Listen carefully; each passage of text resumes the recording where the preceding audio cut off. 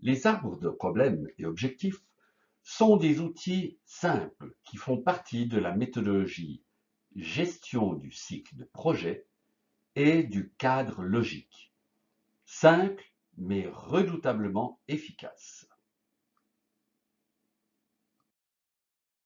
L'arbre des problèmes est fortement en lien avec la deuxième question du Canva. Le bloc pourquoi est le premier pilier de la mission du projet.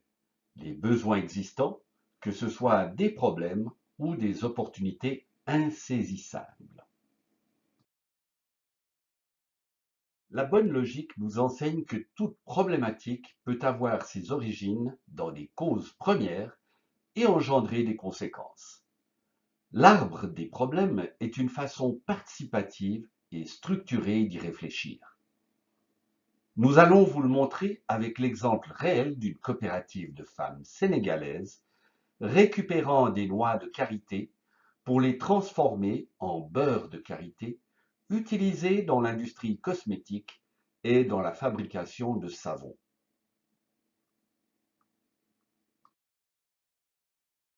Leur problème central est une production basse et de faible qualité.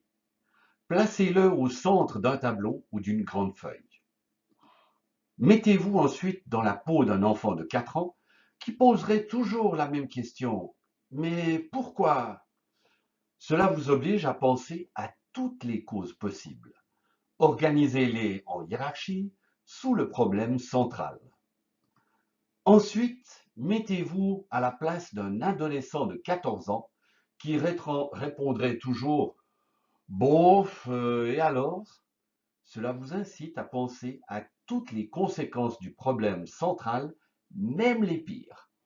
Certaines sont actuelles, d'autres sont des risques futurs.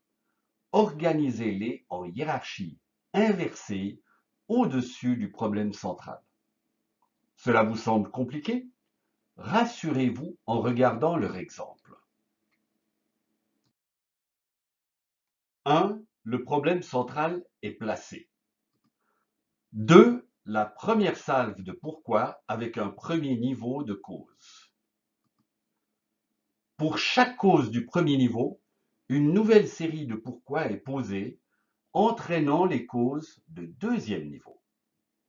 Et ainsi de suite, tant qu'il y a des causes plausibles.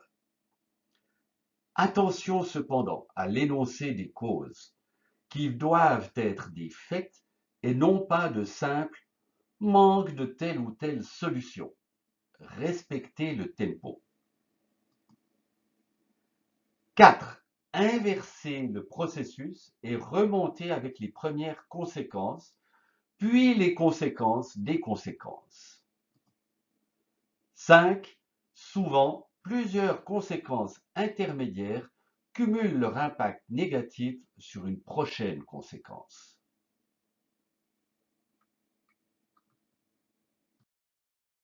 Regardez ensuite votre travail et cherchez les premières boucles de rétroalimentation, c'est-à-dire quand une conséquence devient, même partiellement, une cause du problème central.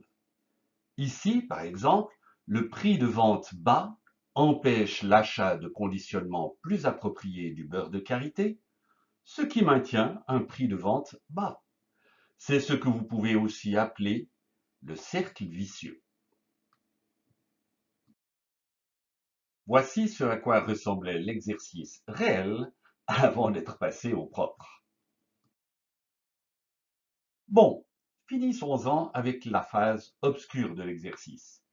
Regardons les problèmes comme des défis et préparons des objectifs pour faire pencher la balance du bon côté. En revenant à notre bloc du pourquoi, les 3 niveaux de pourquoi problématique peuvent devenir 3 niveaux de pourquoi objectif. Pour une cause première, il faudra viser des résultats immédiats. Au problème central, nous opposerons un objectif spécifique.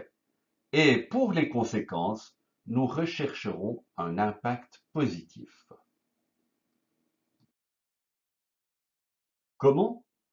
en transformant l'arbre des problèmes en arbre des objectifs.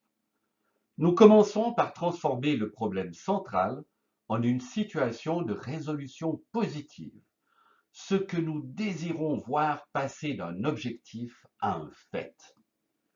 Puis nous descendons, transformant les causes en leviers positifs, et nous remontons, transformant les conséquences négatives en conséquences positives. Cela peut paraître une activité très mécanique, mais elle a fait ses preuves.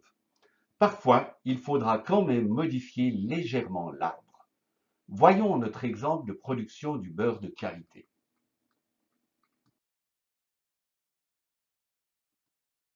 Le problème central se transforme en objectif spécifique ou central. Niveau par niveau, les causes deviennent des leviers et des résultats plus immédiats. Et nous faisons la même chose avec les conséquences, obtenant plusieurs niveaux d'impact. Bien sûr, l'objectif doit quelquefois être adapté. Par exemple, l'exode rural est devenu meilleures conditions de vie locale, la diminution de l'exode rural devenant une conséquence implicite. Profitez-en pour vérifier si les cercles vicieux de l'arbre des problèmes se sont transformés en cercles vertueux. Voici l'arbre des objectifs passé au propre, avec même le dessin des cercles vertueux. Soyons réalistes, vous n'arriverez certainement pas à résoudre tous les problèmes, mais l'arbre des objectifs deviendra une aide précieuse pour 1. Imaginer des possibilités de projet, 2. Déterminer des zones d'intervention, 3. Établir une stratégie, choisir des projets, 4. Déterminer des indicateurs, 5. Alimenter le cadre logique, etc., etc. Mais ce sera pour un prochain module.